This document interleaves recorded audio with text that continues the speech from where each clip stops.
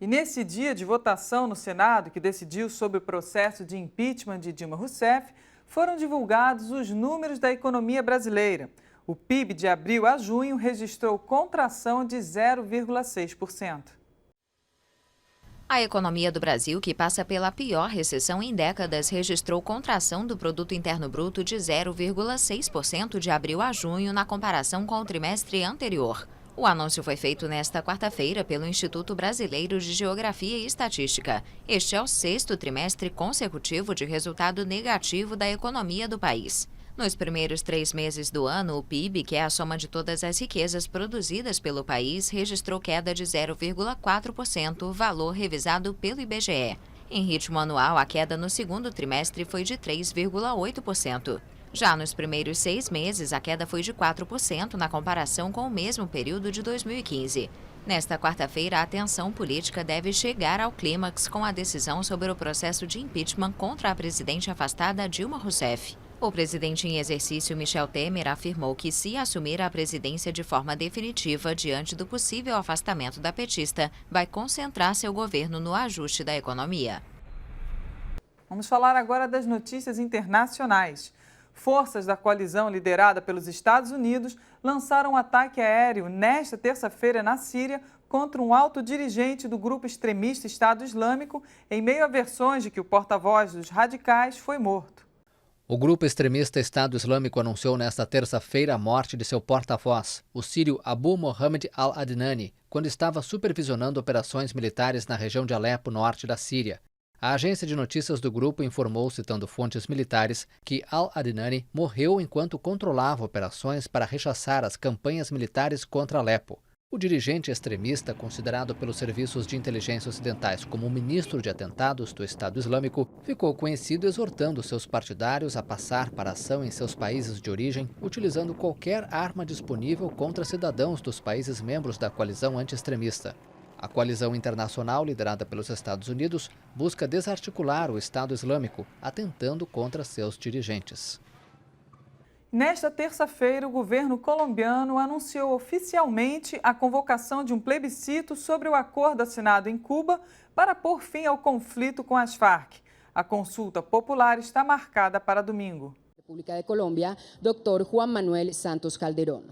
O presidente da Colômbia, Juan Manuel Santos, convocou oficialmente nesta terça-feira a realização de um plebiscito sobre o acordo final assinado entre o governo e as Farc. A data marcada para a consulta popular é domingo, dia 2 de outubro. Hoje damos passo mais hacia a paz. Hoje demos mais um passo em direção à paz. Graças ao Congresso, que por maioria esmagadora e em tempo recorde validou a convocação do plebiscito. Informei o Congresso na quinta-feira e hoje já é uma realidade. Hoje assinei o decreto que o convoca. É agora uma realidade.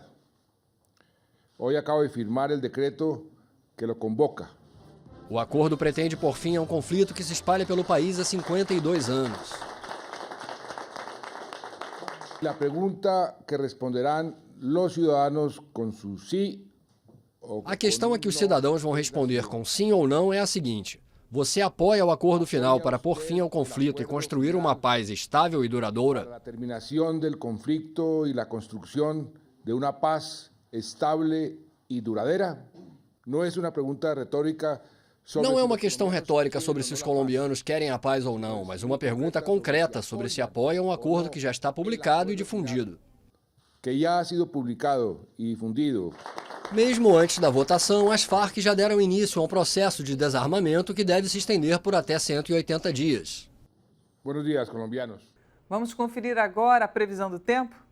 Nesta quinta-feira, uma frente fria vai avançar entre o Rio de Janeiro e o Espírito Santo.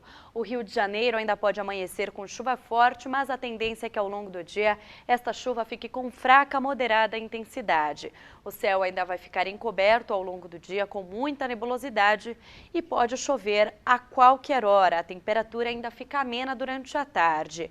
No centro-sul do Espírito Santo, na região da Grande Vitória, as rajadas de vento podem chegar aos 60 km por hora durante a tarde e só há expectativa de chuva Para o período da noite, no norte capixaba e no norte mineiro, não há expectativa de chuva. No interior de São Paulo, na região sul e de Mato Grosso do Sul ao leste do Acre, a temperatura vai subindo aos poucos, o sol vai predominar e não há condições de chuva. No litoral do estado de São Paulo, o céu vai ficar nublado e há possibilidade de garoa a qualquer hora.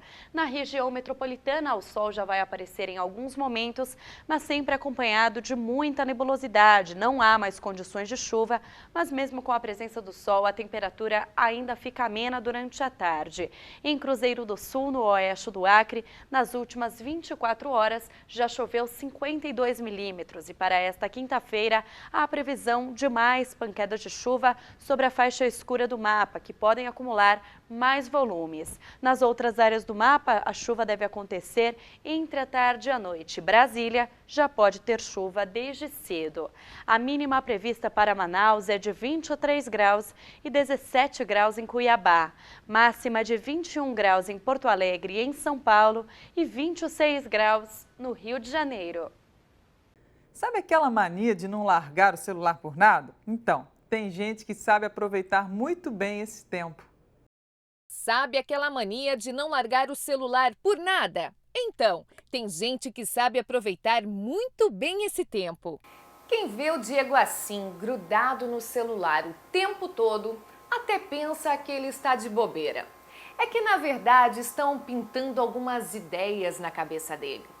É que isso aqui surgiu naquele aparelhinho ali. Há 8 meses, esse designer virou um artista pop. Hoje o celular ele é um computador, né? A gente faz tudo ali. Eu trabalho no centro do Rio de manhã, chego em casa à noite e não tenho muito tempo. Então o celular me ajudou muito nesse processo. Então eu comecei ali a desenhar, então no percurso casa-trabalho, eu estou ali nas barcas desenhando, ou estou no ônibus desenhando, eu vejo uma pessoa passando, me chamou a atenção às vezes a roupa da pessoa, então eu jogo no papel, vejo um barquinho, né, na Baía de Guanabara, desenho também. Acredite se quiser, mas ele não usa um super aplicativo. Ele faz tudo isso usando a função do bloco de notas. É um aplicativo muito básico, né, que me dá 3 opções de traços e mais ou menos 12 cores. E ao longo do processo de criação, chega uma hora que eu não consigo mais voltar se eu errar. Então, assim, o processo vai ficando mais difícil. Então, é um desafio para mim. Eu gosto sempre de ser desafiado. A inspiração para mergulhar nessa aquarela surgiu durante uma visita à exposição do pintor surrealista espanhol Miró, de quem o pintor pop de Niterói é fã. Por ver os traços livres, né, dele, ter esse contato com a arte dele, eu falei assim, eu posso tentar fazer algo assim, desse tipo, né? Porque meus traços são muito certinhos, são muito simétricos. E quando eu vi a simetria nos traços dele, eu falei, caramba, acho que dá para fazer algo legal. O download completo do virtual para o real leva 1 hora para acontecer.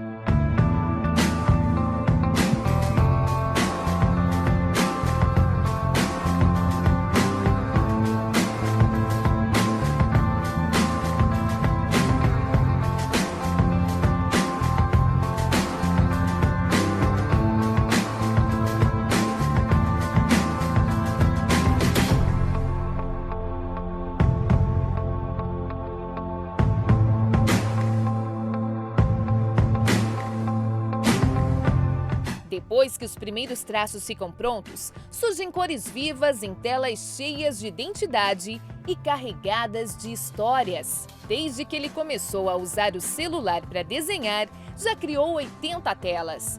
Depois de ganhar fama nas redes sociais, está até preparando uma exposição numa galeria de arte para a segunda quinzena de setembro. É melhor ele começar a andar com o carregador no bolso, porque esse celular não pode desligar tão cedo.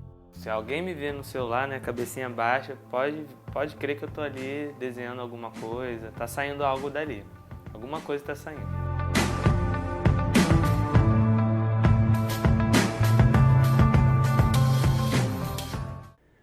Bom, Bom, essas foram as principais notícias desse dia 31 de agosto de 2016.